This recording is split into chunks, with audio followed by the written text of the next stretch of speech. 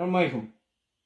هذا الفيديو خاص بي أنا إنسان مكفوف أعمى. الحمد لله يا ربي، يا ربي بلا ابتلاني وكاع. انت اللي اليوم مور الظهر اللي ركبت في النقلة هنايا تاع الحمادية الأولمبي للبلاد، وديت لي التليفون وديت لي من جيبي وسرقت لي صوالح، والله يمكن عليك ربي، حسبي الله ونعم الوكيل. انت ترضى هذه في امك ولا في اختك ولا في بويك ولا حاجه يسرقوا هكا؟ ارحموا ما في الارض يرحمكم ما في السماء. انت ما رحمتنيش، كيف راك باغي ربي يرحمك؟ نتلاقاو عند ربي ما تعمرش. ديت لي تليفون كاع شابيه، شتي اللي غاضتني في التليفون؟ غاضتني الطبه ولي رونديفو وراقي فوتوكوبي كاع صوالح نخدم به.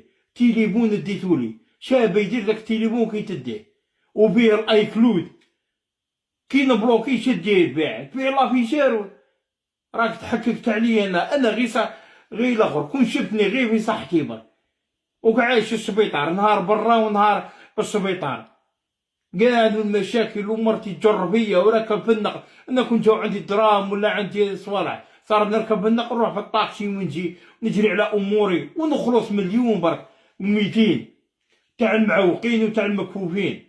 الروح كي انا كي الناس، والحمد لله ربي مفرج عليا وكاع. بصح شوف انت كيف نلقاك عند ربي غدوه وتقول له هذا ما شتوش ولا ديت له كاع.